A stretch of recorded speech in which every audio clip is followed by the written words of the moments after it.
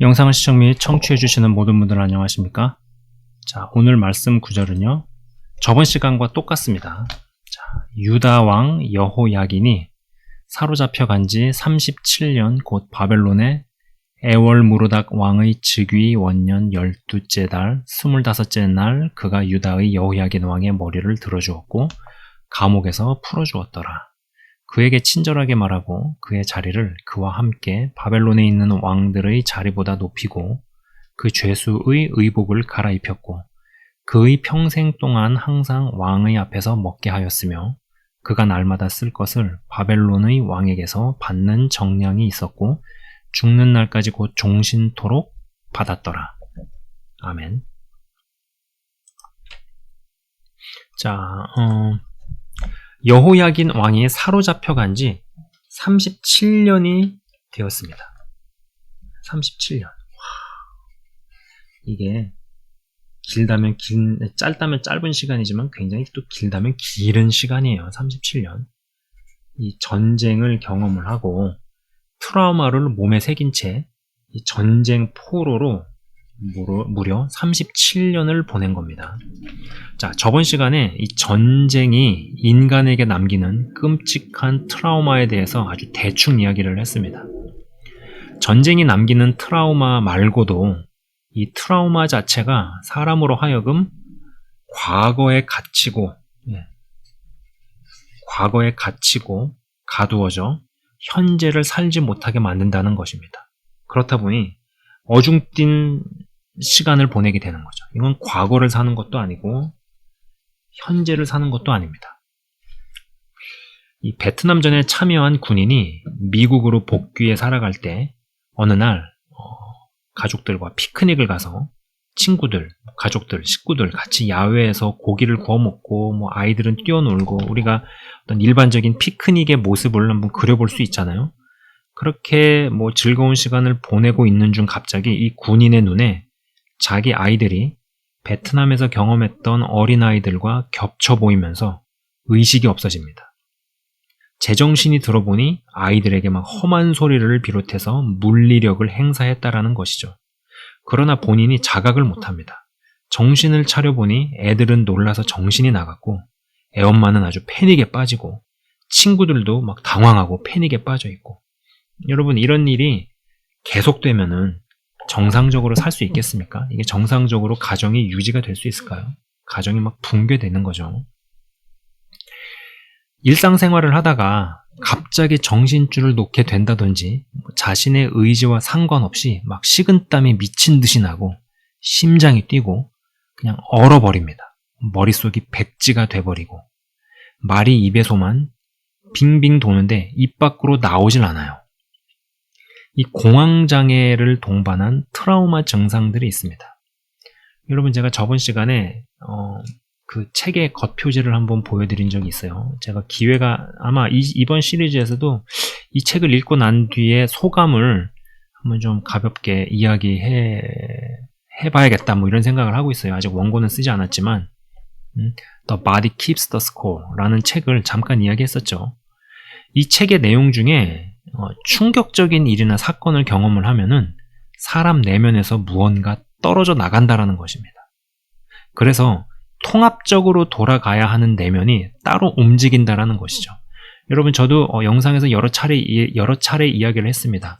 건강한 사람들은 이게 따로 국밥으로 노는 게 아니라 이 통합형 구조로 간다. 내 안에 있는 여러 요소들, 이성이든 감성이든 세계관이든 뭔가 내면에 있는 여러 요소들이 성령의 작살에 마치 꼬치구이에 딱 꽂혀가지고 정렬을 해서 성령의 생각, 성령의 의도를 쭉 흘려보내는 것이 막힘이 없이 자연적으로 쫙 흘러나갈 수 있는 그런 구조. 통합형의 인간. 이것이 정말 정서적으로, 영적으로 건강한 사람의 유형이라는 이야기를 굉장히 많이 했었죠. 그러나 그렇지 않게 되어지면 이것이 따로 국밥으로 노는 겁니다. 그래서 마음으로는 알겠는데 몸이 말을 안 듣고 머리로는 이해했는데 마음으로는 여전히 그것을 저항하고 있고 이런 것들이 막 일어나요. 그래서 우리가 내면에서 이 마음속에서 여러 형태의 크고 작은 어떤 충돌, 부딪힘, 갈등을 경험하는 거 아니겠습니까? 이 머리가 기억하지 못하는 것을 몸이 기억하고 있는 경우가 있습니다. 이 책에서도 그런 이야기가 나와요. 어떤 충격적이고 끔찍했던 일들, 평정심을 갖고 어떠한 마음의 동요가 없이 쭉 설명하고 묘사할 수 있으면 굉장히 건강해진 겁니다. 여러분, 내가 어떠한 일을 경험을 했어요. 그게 굉장히 아픈 일입니다. 슬픈 일이에요. 나에게 굉장히 어떠한 트라우마를 가져다주는 일을 경험을 했어요. 근데 그 사람이 그래도 좀 건강해졌구나, 아니면 아직 여전히 전쟁 중이구나를 알 수 있는 지표 중에 하나가, 그러한 이야기를 하는데 감정의 동요가 없이 기승전결에 실려서 덤덤하게 담담한 어조로 이야기해 나가는 사람이 되면은 그건 정서적으로 굉장히 많이 회복이 된 겁니다. 그러나 그러한 일을 이야기하던 중에 막 중간중간이 끊기고 기억이 나지 않고 감정적 동요나 급발진이 일어나면은 트라우마가 그 사람의 인생에 여전히 굉장한 영향력을 행사하고 있는 것이죠. 네. 그래서 이 말을 잘한다라는 거, 어떤 커뮤니케이션, 좀 그렇게 이야기하고 싶어요. 이 커뮤니케이션이라고 이야기하죠. 말을 잘한다, 대화를 잘한다. 굉장히 이거는 정서가 건강한 겁니다. 참고로 제가 여기서 이야기하는 어떤 말을 잘하고 대화를 잘한다라는 거는 무슨 뭐 말빨이 좋고 무슨 뭐 능수능란하고 이런 차원의 이야기가 아니에요. 자신의 어떠한 감정을 말로 잘 표현을 하고, 또 말로 표현을 하는 중에 가까이에 있는 사람이 그것을 잘 받아주고 그것을 잘 들어주고 할 수 있는 이런 환경이 구성이 되어지면은 그 사람은 마음 가운데 여기는 안전하구나, 이 safe하다, 안전하구나, 이런 마음을 갖는다라는 거죠. 근데 이러한 안전지대가 한 개인에게 있었느냐 없었느냐가 그 사람의 인생 가운데 굉장히 큰 영향력을 행사한다라는 것입니다. 자, 다시 한번 말씀드립니다. 말로, 언어로 부정적 감정들을 잘 표현하고 묘사할 수 있다라는 것은 굉장히 건강하다라는 것이다 라는 것이죠. 제가 저 자신을 보면서도 내가 그러하질 못하는구나 라는 생각을 할 때가 있어요. 그러한 것을 지안이를 키우면서 깨닫습니다. 제가 이제 제 자신을 이렇게 좀 생각해 볼 때 어떠한 억압의 문화 가운데 성장했다라는 생각이 듭니다. 여러분, 이 억압하는 거죠, 억압. 네. 저는 참고로 1976년생입니다. 대한민국의 70년대, 80년대를 여러분 한번 생각해 보시기 바랍니다. 그게 이제 이해가 되는 분들도 있고, 또 이해하기에는 조금 이거를 공감하기에는 이제 뭐 출생 연도가 달라서 조금 어려운 분도 있을 수 있어요. 근데 저는 그런 생각을 해봅니다. 80년대, 심지어 90년대, 70년대는 더 말할 것도 없고요. 90년대 초까지만 하더라도 어떠한 것을 강제하고 강요하고 또 속에 있는 것을 억압하고 강압하는, 꾹꾹 눌러두기를 요구받고 그러한 문화 가운데 살았다라는 생각을 해보곤 합니다. 어떤 때 자유자재로 서운한 감정을 표출하는 지안이를 보면서 제가 속마음에서 막 짜증을 느끼다가 문득 깨달은 것이, 나는 무언가 표출하려 했을 때 억압을 강요받다 보니 나도 지안이를 억압하려 하는데 그게 충돌을 느끼니까 속에서 짜증을 느끼는구나 라는 생각을 하는 거죠. 헌데 저는 5살이나 6살, 그리고 그 밑으로 뭐 4살, 3살, 2살, 1살 때의 일들이 전혀 기억이 나질 않습니다. 허나 몸은 무언가를 기억을 하고 있는 겁니다. 당신이 머릿속에서 특정 사건이 기억이 안 나도 몸이 기억하는 것이 건드려지면 감정적, 정서적 동요가 반드시 일어난다라는 것이죠. 이러한 경험을 할 때 주 안에서 자기 자신을 더 깊이 파악하고 발견하는 기회로 삼아 믿음의 장성한 분량으로 진입해 들어가길 주의 이름으로 축복합니다. 여러분요, 진심이에요, 정말로. 나는 기억이 안 나는데 몸이 기억하고 있는 어떤 부분이 건드려지는 일들이 있을 때요. 그때 감정적으로 그냥 폭발해버리고 감정적으로 그냥 막 발설해버려가지고 나중에 이불킥하고 그냥 이러다가 뭐 또 하루가 이렇게만 생각할 게 아니라 그러한 일들이 있을 때 나가 기억이 나지 않는데 왜 그것이 나를 이렇게 극도로 흥분하게 만들고 극도로 화나게 만들었을까를 잘 생각을 해보면서 그러한 부분들까지도 주님께 내어드리고 성령님의 조명을 구하고 또 기도를 올려드리는 것이죠. 자, 여러분, 사람은 자기가 가진 걸 줍니다. 없는 걸 줄 수 없고요. 모르는 걸 말해줄 수가 없어요. 좋은 말을 해주고 싶어도 내가 몰라. 그러면은 그 말을 해줄 수가 없습니다. 내가 모르는 걸 어떻게 얘기를 해주겠어요? 내가 보지 못한 거를 어떻게 누구에게 보여주겠으며 내가 가보지 않은 곳에 어떻게 사람들을 인도하겠습니까? 내가 갖지 못한 걸 줄 수 없어요.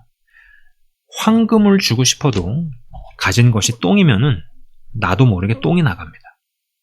그리고 상대의 진짜 유익을 구하기보다는 그냥 나같이 만들려고 하는 습성이 작동을 합니다.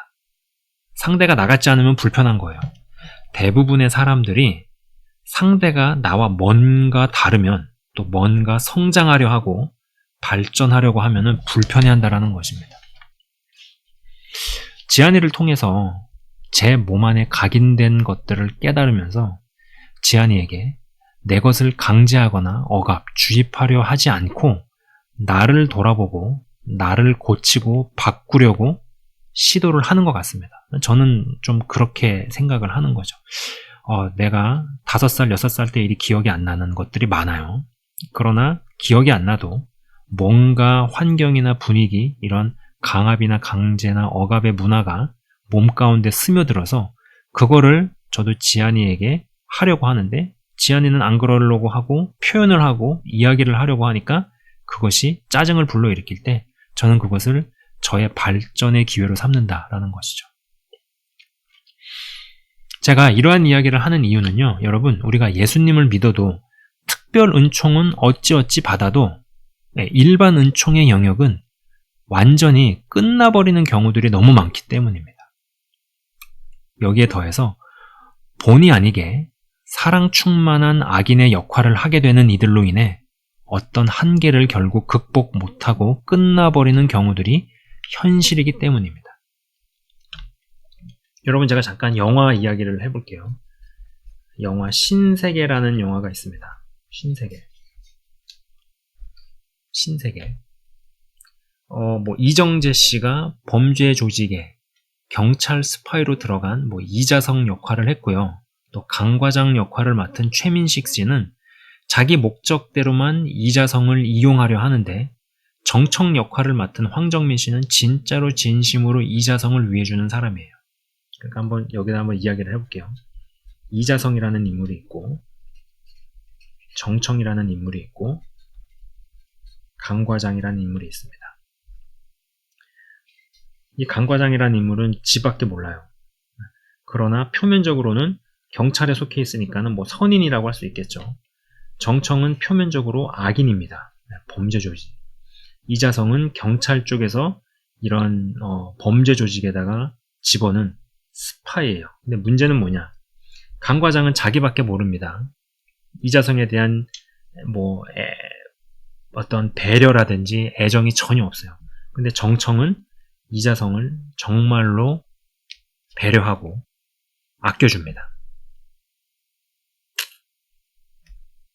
선인으로 분류되는 사람은 이용만 하려고 하고요. 악인으로 분류되는 사람은 진짜 사랑을 한다라는 것이죠. 여러분이 영화를 보신 분들은 아시겠지만 이 영화는 결국 이자성이 자신의 정체를 아는 모든 관련 인물들을 싹 다 없애버리고 범죄 조직의 두목이 돼버린다라는 것입니다. 정청과 같이 악인인데 불법을 자행하는 인물인데 진심으로 사랑하는 사람에게 걸리면 트라우마의 영향에서 온전히 벗어나는 것이 과연 가능할까라는 생각을 한다라는 것이죠. 자, 본문에 읽었던 본문에서 이 바벨론의 본문 한번 다시 한번 볼까요? 여기 보면은 에월무로닥 왕, 바벨론의 에월무로닥 왕이 유다의 여호야긴 왕에게 정말 잘해주었습니다. 감옥에서 풀어주고요, 친절하게 말하고, 심지어 바벨론의 다른 왕들보다 자리를 높여주고, 전쟁 포로에게 굉장히 잘해주는 모습입니다. 그러나 여러분, 감옥에서 풀어주는 것보다 사로잡혀 간 것에서 놓아주는 것이 진짜죠. 근데 그 일을 할 리가 없다는 것입니다. 저는 이 대목을 읽을 때요, 왠지 이 모세 시대 때 애굽의 노예로 있었던 이스라엘 백성들과 겹쳐 보인다라는 것입니다. 여러분, 이스라엘 노예들을 감독하고 다스리는 관리들 중에도 애굽의 관리들 중에도요, 이스라엘 노예들에게 고기도 좀 더 얹어주고 의복도 챙겨주고 또 이스라엘 노예를 관리하는 책임자로 앉혀주는 좀 나름대로 착하고 선한 이집트 관리도 있었을 겁니다. 그럼 그렇게 생각해 볼 수 있잖아요. 사람 사는 데니까. 그러나 진짜 유익을 주는 것은 노예 신분에서 해방시키는 것이죠. 맞잖아요. 포로 신분에서 해방시키는 것이 그 사람에게 진짜 유익을 주는 거고, 노예 신분에서 해방시켜주는 것이 진짜 유익 아니겠습니까? 아까 읽었던 대목에서 날마다 쓸 것을 바벨론의 왕에게서 받는 정량이 있었고 죽는 날까지 곧 종신토록 받았더라.